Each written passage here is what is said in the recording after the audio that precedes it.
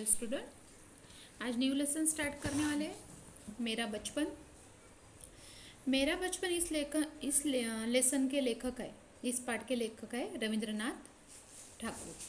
अब जैसे रविंद्रनाथ ठाकुर सबको पता है कि इन्होंने जैसे भारत का जो राष्ट्रगान है जन गण मन के ये कवि है श्री रविंद्रनाथ ठाकुर का नाम आप सब जानते हो। पर ऐसा नहीं है कि इन्हें जैसे ही राष्ट्रगीत का निर्माता कौन है तो रविंद्रनाथ ठाकुर जी नाम तो सब जानते हैं, लेकिन शायद उनके बचपन के बारे में कोई यानी हम नहीं जानते, तो इसका परिचय उन्होंने इस पाठ के माध्यम से दिया हुआ है। रविंद्रनाथ जी जैसे उन्होंने अपने बचपन के बारे में स्वयं बहुत कुछ लिखा है, यानी इन्होंने अपने बचपन के ही बारे में बहुत कुछ लिखा है और बचपन के बारे में लिखकर यहाँ पे उन्होंने परिचय भी दिया है।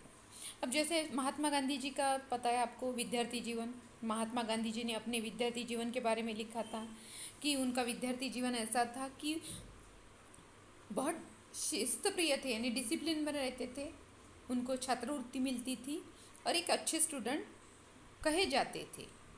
पर एक दिन उन्हें ऐसी ही पनिशमेंट मिली थी, तो वो विद्यार्थी जीवन का उन्होंने वर्णन उस लेसन में किया है। वैसे ही यहाँ पे रविंद्रनाथ जी ने अपने बचपन का वर्णन किया हुआ है। अब रविंद्रनाथ जी कहते हैं कि प्रस्तुत लेख में उन्होंने अपने बचपन की बातों को कहीं गंभीर तो कहीं मजाकिया अंदाज में यानी जैसे यहाँ पे लिखा हुआ है।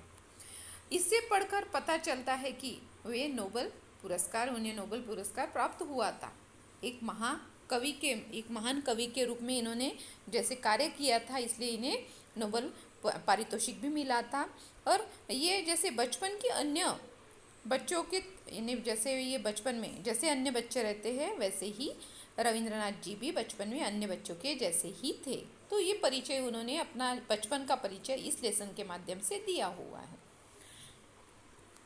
अब लेसन है, मैंने जन्म लिया था पुराने कलकत्ते में। उनका जन्म कहाँ हुआ था? कलकत्ते में हुआ था उनका जन्म।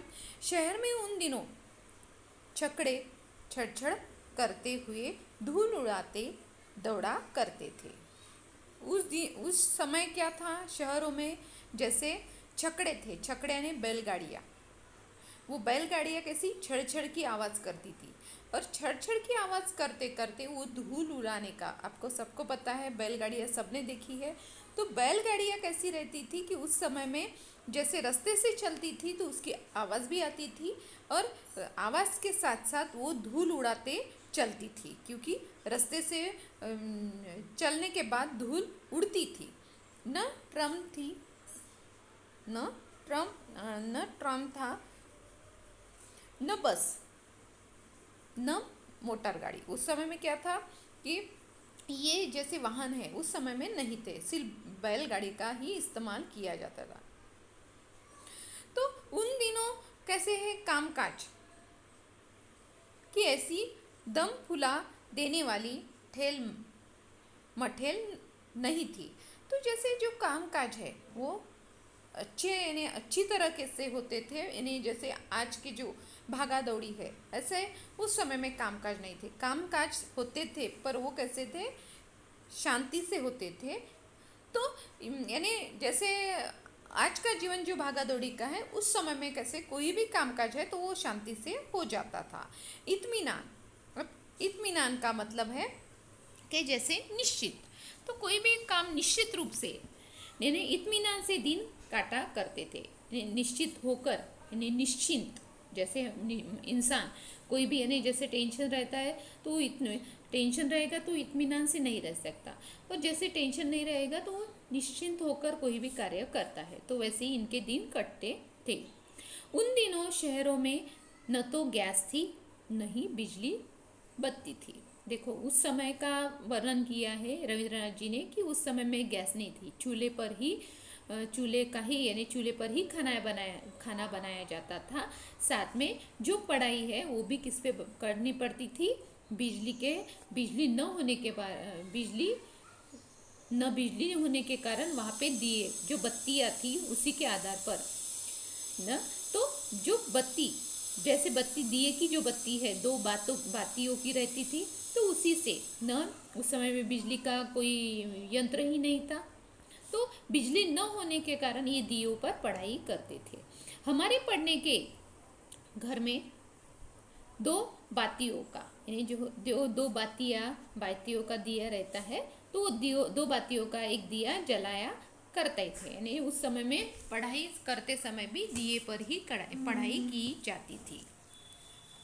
अब मास्टर साहब टिमटिमाते प्रकाश में, टिमटिमाते यानी जैसे जैसे वो धीमा प्रकाश, तो टिमटिमाते प्रकाश में सरकारी प्यारी सरकार की फर्स्ट बुक पढ़ाया करते थे। तो जो उनकी विषय की बुक थी, तो वो विषय की बुक उन्हें पढ़ाया करते थे। मुझे पहले तो जमाई आती। जमाई यानी जैसे इधर जमाई का मतलब है उथल पुथल, यानी जैसे मन में उथल पुथल होना, या जैसे मन उदास हो जाना, या उथल पुथल होने के बाद मन में यानी जैसे एकाग्रता न आना, ऐसी जमाई आ जाती थी, उथल पुथल होना। तो उनके मन में उथल पुथल हो जाती थी। फिर उन्हें क्या आती थी, उन्हें नींद आने लगती थी। बार बार सुनना पड़ता कि मास्टर साहब का कोई एक दूसरा विद्यार्थी था, सतीन। तो मास्टर जी का एक दूसरा विद्यार्थी था सतीन। मास्टर जी उसके बारे में बताते थे कि वो जैसे बार बार सुनना पड़ता था। यानी देखो, अच्छा स्टूडेंट है इसलिए वो शिक्षक उन्हें छात्र को बताया करते कि ये विद्यार्थी, वैसे ही ये शिक्षक भी उन्हें बार बार बताते थे कि वो अच्छा छात्र है और उसके ही बारे में बताया करते थे।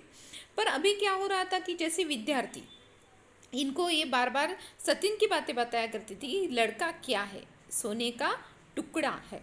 यानी वो लड़का कैसा है, सोने के टुकड़े के जैसा। पढ़ाई में तो ऐसा दिल लगाता कि लोग अचरज करते। अचरज यानी आश्चर्य, आश्चर्यचकित हो जाना। तो जैसे आश्चर्य, तो पढ़ाई में वो इतना दिल लगाता है सतीन कि लोग आश्चर्यचकित हो जाते हैं।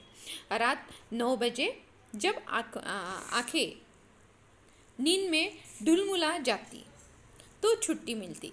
जब रात को 9 बज जाती तो कैसे उनकी आंखें ढुलमुला जाती, यानी जैसे अब उनको नींद जैसे सोना है ऐसी आंखें हो जाती, एकदम नींद आ जाती। उस समय में ही उन्हें छुट्टी मिलती। तब तक मास्टर जी उन्हें नहीं छोड़ते और सबको लेके बैठते थे और पढ़ाई के बारे में जैसे उनको बताया जाता था। अब उन दिनों क्या होता था, उन दिनों की रास्ते के किनारे किनारे यानी किनारे जो रास्ते रहते हैं और उसके साइड में जो गैप रहती है उसको किनारे बोला है। उस किनारे किनारे नाले बंधे हुए थे। तो ज्वार के समय उन्हीं से होकर गंगा का पानी आया करता था। यानी उस समय में क्या होता था, ज्वार का मतलब है कि उस समय में जैसे समुद्र के उठने वाली तरंग, उस समय क्या होता था कि ज्वार का मतलब कि समुद्र में उठने वाली तरंग, इन्हीं से होकर गंगा का पानी आया करता था। उन तरंगों से, उन पानी की लहरों से होकर वो पानी, गंगा का पानी आया करता था। बाबा के ज़माने से ही उस नाले के पानी में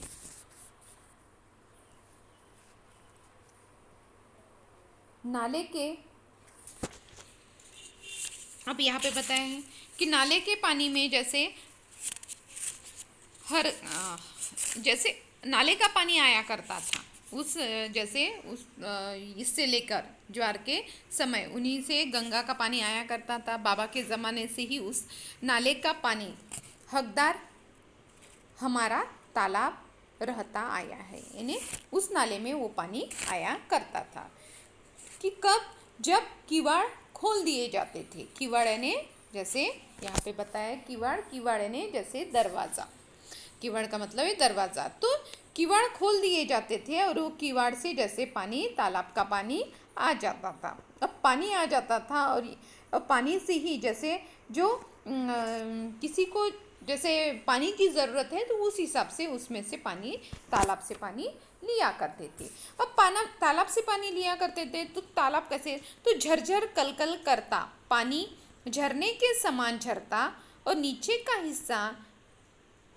का हिस्सा फैन से जैसे भर जाता।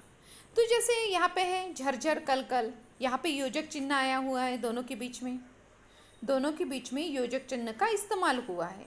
देखो यहाँ पे झरझर कल कल, तो ये है योजक चिन्ह, साथ में है शब्द युग्म। ये दोनों वर्ड्स क्या है, शब्द युग्म में भी आते हैं।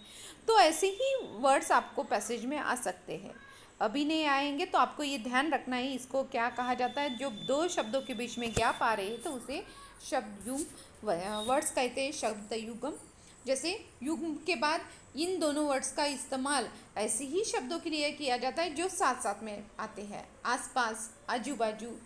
तो वैसे ही झरझर कल कल करता हुआ झरने का पानी बहता रहता था।